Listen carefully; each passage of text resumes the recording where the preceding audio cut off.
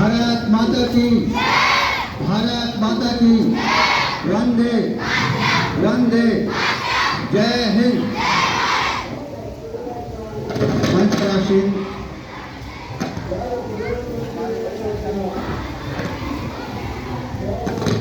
कुशल सम्मानित शिक्षक नरेश बाबू, खेल शिक्षक श्री पंकज जी,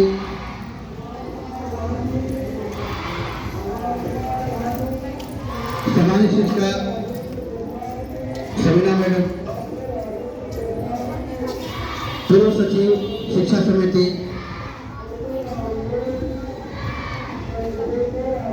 सभी कर्मी और कार्यक्रम में उपस्थित सभी नन्हे बच्चे, सबसे पहले मेरी ओर से आप सभी को 75वीं स्वतंत्रता दिवस की हार्दिक शुभकामनाएं। बच्चों, हम सभी अवगत हैं कि आज की तिथि को हमारा भारत अंग्रेजों की गुलामी से आज़ाद हुआ था। इस आज़ादी के लिए बहुत कुर्बानियाँ देना पड़ा। माताएं अपने पति को खोई, बहनें अपने भाई को खोए। इस तरह से बहुत ही खून खराबा देश में हुआ, तब जाके हमें आज़ादी मिली। छात्रों, जब हम आज़ाद हुए तो हम बहुत पीछे थे, हर क्षेत्र में बहुत पीछे थे, चाहे कृषि क्षेत्र हो, शिक्षा का क्षेत्र हो, विज्ञान का क्षेत्र हो, किसी भी क्षेत्र हो, हम बहुत पीछे थे। लेकिन हमारे देश के लोग, हमारे देश की प्रतिभा, हमारे देश के शिक्षक, साइंटिस्ट सभी मिलकर अपनी ताकत लगाए तो आज हम इस मुकाम पर पहुंचे हुए हैं। आज हमारा देश बहुत मजबूत है। आज हमारी स्थिति ऐसी है कि पूरी दुनिया में कोई भी देश हमें अपने आप को दिखा नहीं सकता है। आज हम बहुत अच्छे मुकाम पर हैं। आज हम बहुत शक्तिशाली हैं। आज हमारी पहचान पूरी दुनिया में है। हर राष्ट्र आज हमें सम्मान देता है। फिर भी हमें बहुत कमियां हैं। तो अब हमें आपको क्या करना है? बातें हम तो बहुत कर सकते हैं, यहाँ पर बातें तो हम एक से कर सकते हैं, लेकिन हम करते क्या है? हमें उन कमियों को दूर करना है। हम पहले एक बात करेंगे कि क्या नहीं करना है और क्या करना है। आज हम बात करेंगे आपसे कि हमको, आप सभी को क्या करना है और क्या नहीं करना है। तो पहले क्या नहीं करना है, विक्रम आते हैं कि क्या नहीं करना है। सबसे पहले हम देश के शत्रुओं को, देश के दुश्मनों को पहचाने। बाहर के दुश्मन हमारे चले गए यहाँ से, लेकिन फिर भी बाहर से हमें बर्बाद करने का, हमारे देश को पतन करने का प्रयास अभी हो रहा है, चल रहा है।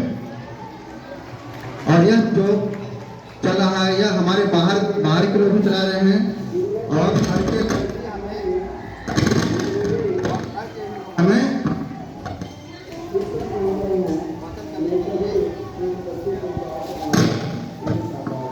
घर के लोग हमें, तो ऐसी स्थिति में सबसे पहले हमको घर के दुश्मन से निपटना होगा। बाहर का दुश्मन से ज़्यादा हमको खतरा नहीं हो सकता है। सबसे ज़्यादा खतरा हमको अगर होगा तो घर के दुश्मन से खतरा होगा। क्योंकि बाहर अगर कांटा है, रास्ते में अगर कांटा बिछा हुआ है तो हम जूता पहन लेंगे, लेकिन जूता के अंदर अगर कांटा है तो वह हमें बहुत परेशान करेगा। जूता के अंदर कंकड़ है तो बहुत परेशान करेगा। तो सबसे पहले हमको अपने शत्रुओं को पहचानना होगा कि देश का हमारा दुश्मन कौन है। तो देश का दुश्मन नंबर 1 में क्या है? अपराधी हमारा देश का दुश्मन है, आतंकवादी हमारे देश का दुश्मन है, भ्रष्टाचारी हमारा देश का दुश्मन है। और इस तरह से और कई दुश्मन है, कई दुश्मनों को पहचान कर सकते हैं। तो हमें करना क्या है? हमें, आप जो भी बच्चे हैं, आपके पास कोई उतनी ताकत है नहीं, लेकिन इन लोगों का समर्थन नहीं करना है। कम से कम इतना तो हम कर सकते हैं कि इसका हम विरोध करना है, इसके प्रति हमको अपने दिलों में नफरत की भावना पैदा करना है और इसका साथ हमको कभी नहीं देना है। ऐसा देखा जा रहा है हमारे देश में, ये अपराधियों का जुलूस निकलता है तो उसके पीछे काफी भीड़ होती है। आतंकवादियों का जुलूस निकलता है, अगर कोई आतंकवादी मरता है, अगर कोई अपराधी मरता है तो उसके जुलूस में काफी संख्या में भीड़ रहती है। तो हमें उसका विरोध करना होगा, चाहे कोई भी अपराधी हो, आतंकवादी हो, भ्रष्टाचारी हो। आज हमारे देश में हम विकास कर रहे हैं, लेकिन हमारे देश में भ्रष्टाचार भी बहुत है, हमारे देश में करप्शन भी बहुत है। ऐसा ना हो कि आप भी पढ़ा लिख करके आगे इसी काम में आप निपटाइए, ऐसा ना हो। तो आप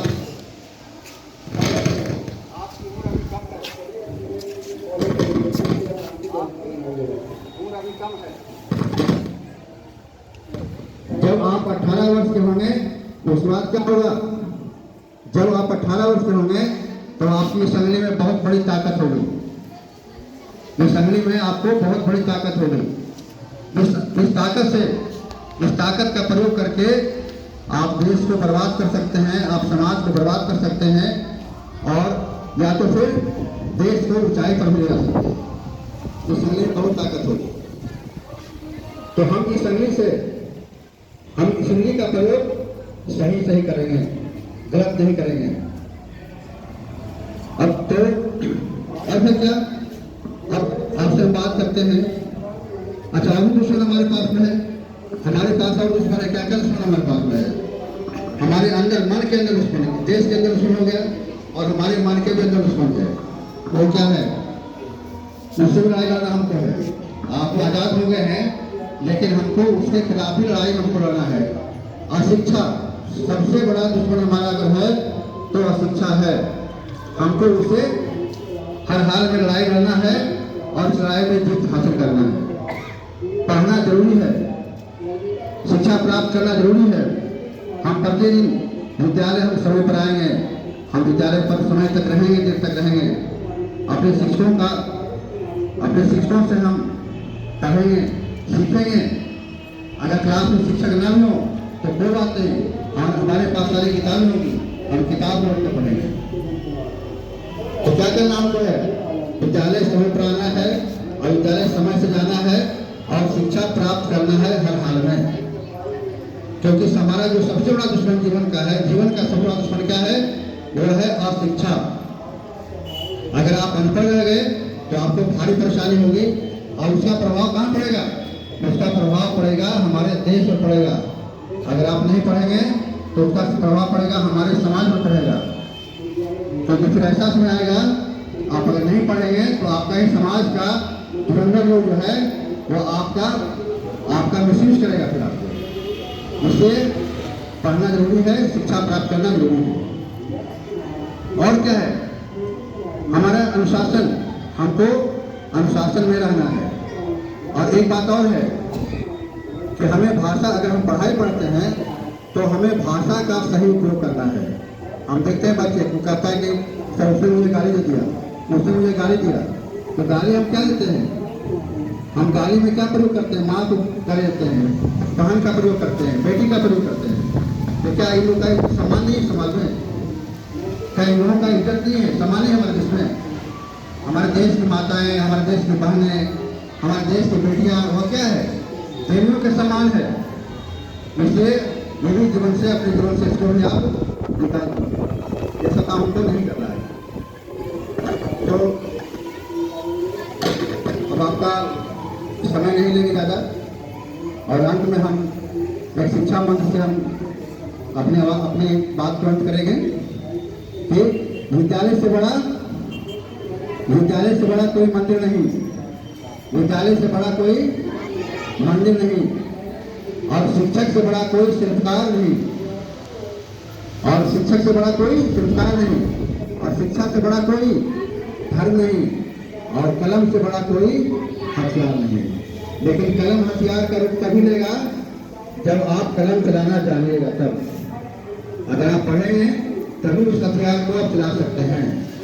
और उस हथियार में क्या करना है हमको? शिक्षा, जो शिक्षा की स्याही को भरना है तब चलेगा। कलम में अगर स्याही नहीं रहेगी तो चलेगी कलम? नहीं चलेगी। इसमें क्या करना है हमको? पहला पास करना है, दूसरा पास करना है, तीसरा पास करना है। इस तरह पढ़ते पढ़ते जाएंगे और शिक्षा की स्याही कलम में भरते जाएगी। और उसके बाद क्या होगा? जब कलम में शिक्षा की स्याही पूरा भर जाएगी तो हम क्या कहेंगे कि बंदूक हमारा क्या है? एकदम फुल लोडेड है। बंदूक क्या हमारा है? एकदम फुल लोडेड है और पूरा लोड है, इसको हम चला सकते हैं। तो इस बंदूक कैसे हम चलाएंगे?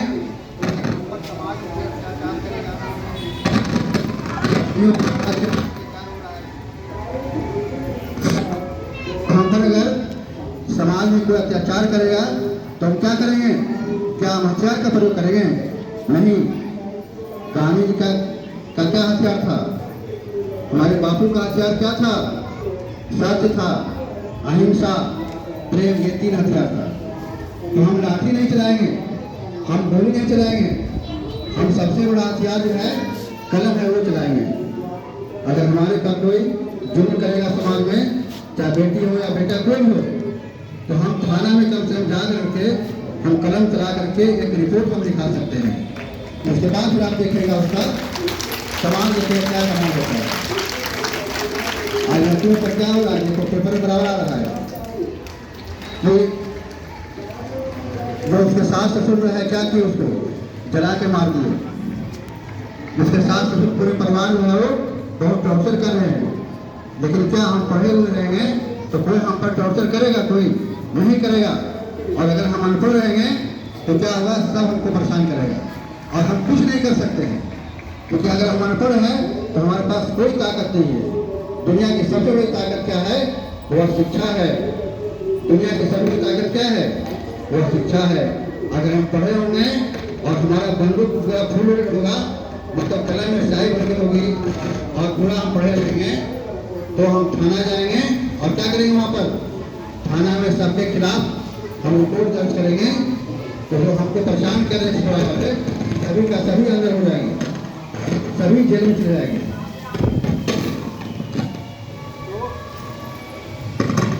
और फिर आगे क्या है कि शिक्षक से बड़ा कोई संस्कार नहीं और शिक्षा से बड़ा कोई धर्म नहीं है। क्या शिक्षा से बड़ा कोई धर्म है? नहीं है। ये देखिए विद्यालय है, यहाँ पर क्या हो रहा है? कोई भी यहाँ पर आ सकता है। मंदिर में सिर्फ हिंदू जाएगा, मस्जिद में सिर्फ मुस्लिम जाएगा, चर्च में सिर्फ क्या होगा? ईसाई जाएगा। लेकिन यह ऐसा मंदिर है, चाहे कोई भी हो, चाहे हिंदू हो, मुसलमान हो, मुस्लिम हो, ईसाई हो, सिख हो, गरीब हो, अमीर हो, कैसा भी हो, गोरा हो, काला हो, कैसा भी हो, सभी के लिए दरवाजा हमारा गेट जो है, बड़ा गेट विद्यालय का खुला हुआ है। कोई भी यहाँ पर आकर के और शिक्षा को, धर्म को प्राप्त कर सकता है। और शिक्षा क्या है? बिल्कुल एक साबुन की तरह है, साबुन है। शिक्षा एक साबुन है। तो हमें मैल लगा हुआ है, क्या क्या चीज का मैल लगा हुआ है शरीर में? जाति का मैल सबसे बड़ा मैल होता है, जाति का मैल, जाति का गुमान कि हम तो ये जाति हैं, है ना? ये गुमान जो होता है विद्यालय में शिक्षा का साबुन से धो लीजिए, खत्म कर लीजिए। जब आप में इस तरह का घमंड समाप्त हो जाएगा तभी आप देश के लिए कुछ कर सकते हैं, समाज के लिए कुछ कर सकते हैं। तो सब भावनाएं हैं, जाति का भावना, धार्मिक भावना, और तरह की भावनाएं हैं, नकारात्मक भावनाएं हैं।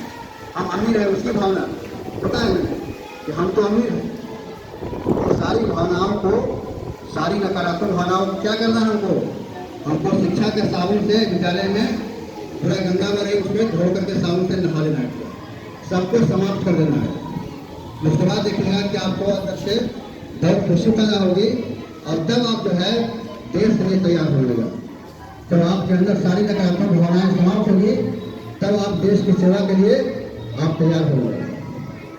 तो समाज की सेवा के लिए अथवा देश की सेवा के लिए सबसे पहले क्या करना है? हमको अपने मन को जितना भी तरह का नकारात्मक भावनाएं हैं सभी से हमको क्या करना है? दूर करना, सबको आउट करना है। जैसे मोबाइल होता है, मोबाइल में क्या करते हैं? आलतू फालतू चीज को क्या कहते हैं, उसी तरह से ये दिमाग जो कचरा है किसी तरह का नकारात्मक होना उसको आउट करना है। तो ठीक है, हम आपका अब ज़्यादा समय नहीं लेंगे और भी हमारे वक्ता हैं, तो इसी के साथ और है ना, इसी के साथ हम अपने वाणी को विराम देता है। सभी को धन्यवाद।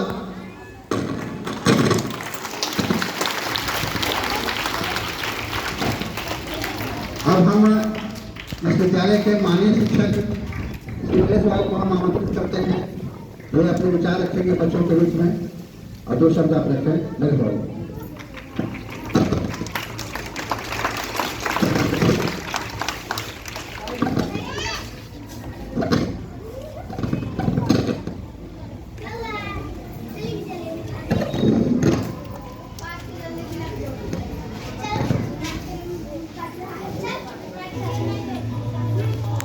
वहाँ बैठना नहीं है, वहाँ क्यों बैठ गई?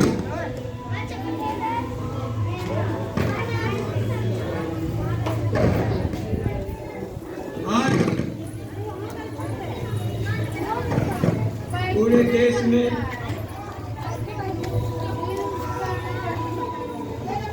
पचहत्तर 75 वर्ष हो गए आज़ादी के 76वें वर्ष के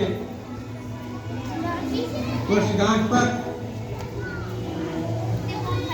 हमारे विश्वविद्यालय के प्रभारी प्रधानाचार्य जी, जनरल जी, वरीय शिक्षक हमारे पूर्व जी, सवीना मैडम, पूर्व सचिव हमारे यहाँ पर उपस्थित, और हमारे जितने विद्यालय के रसोई परिवार से हैं और इस आगंतुक हैं, और यहाँ पर उपस्थित हमारे इस विद्यालय के प्रांगण में इस बच्चे के विद्यालय के सभी को अभिनंदन करता हूँ।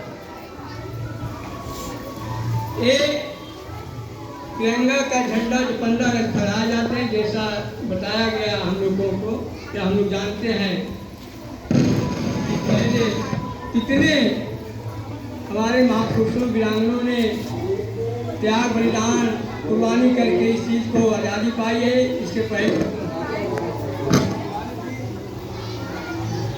इसी को यादगार रखने के लिए हम प्रत्येक वर्ष मनाते हैं,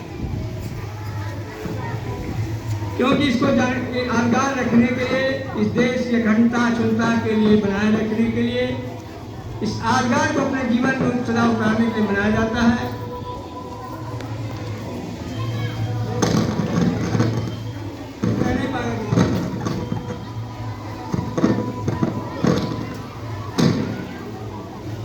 बच्चे को रोकिए, पानी पीने के समय से हो गया। आजादी के 75